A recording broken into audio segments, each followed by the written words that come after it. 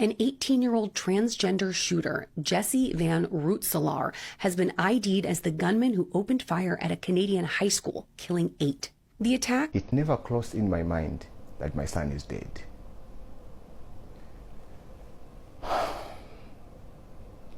So we went into the room, and he said, "I'm afraid."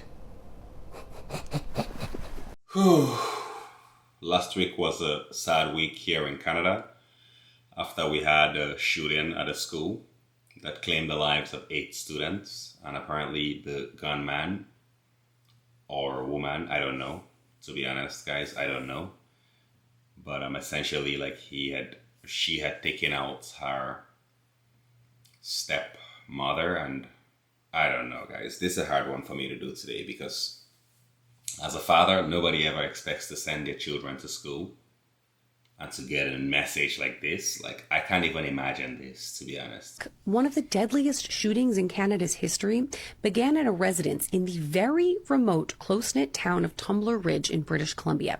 There, Van Rutselar murdered his mother and stepbrother. The rampage continued at the shooter's former school, the Tumbler Ridge Secondary School. 6 more victims found at that school, 1 female teacher, 3 female students, and 2 male students. Approximately 25 other people were injured and a few seriously, including a 12-year-old fighting for her life after being shot in the head and neck.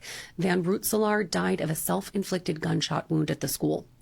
The initial active shooter alert described the perpetrator as a, quote, female in a dress, and police later described Van Rutselar as a, quote, gun person, fueling the speculation that the dress-wearing shooter may have been transgender. The Royal Canadian Mounted Police said later on Wednesday that the shooter was, quote, born a biological male who approximately 6 years ago began to transition to female and identified as female. Authorities said that police visited the family home multiple times over the last few years due to concerns about Van Rutselar's mental health.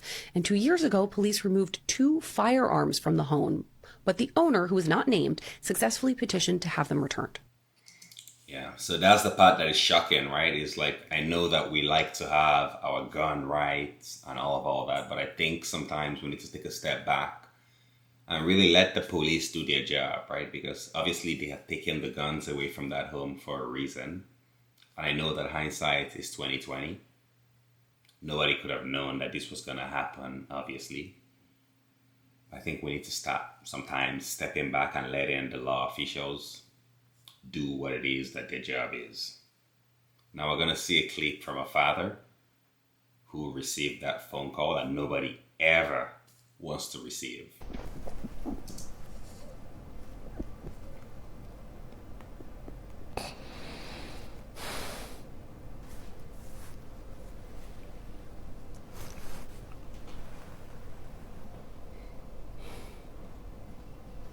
And he said, "I'm afraid your son was killed in today's shooting." I just looked at him.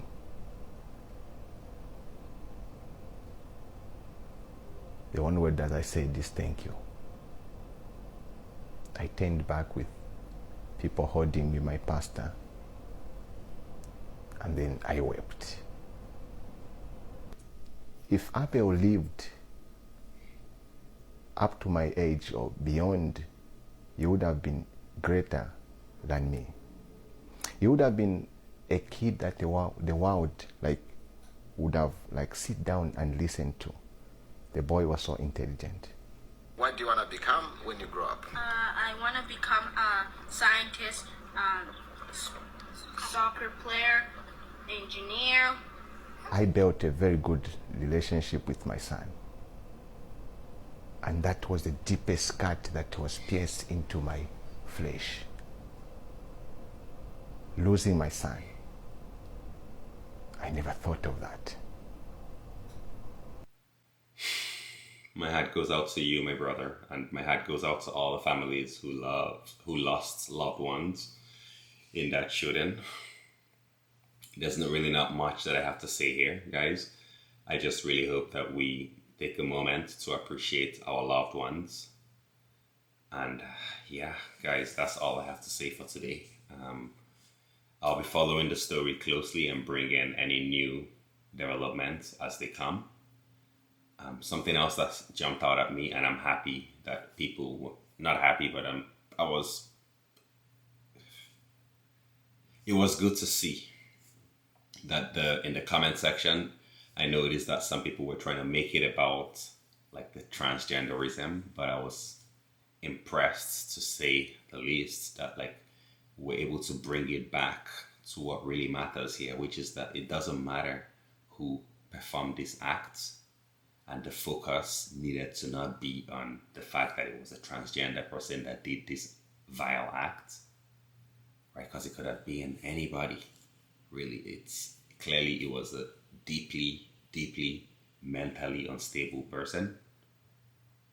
But I appreciate that the focus was not lost on what actually on the victims, and the focus is kept on the victims, on those innocent children and the teachers and the families that were affected by this. I'm happy to see that the focus was on that, right? And now there's a 12-year-old girl who apparently she was a hero, right? She actually closed the door, and because of her, the shooter wasn't able to get in and take down even more people. That girl continues to fight for her life, and I urge all of you to say a prayer for her.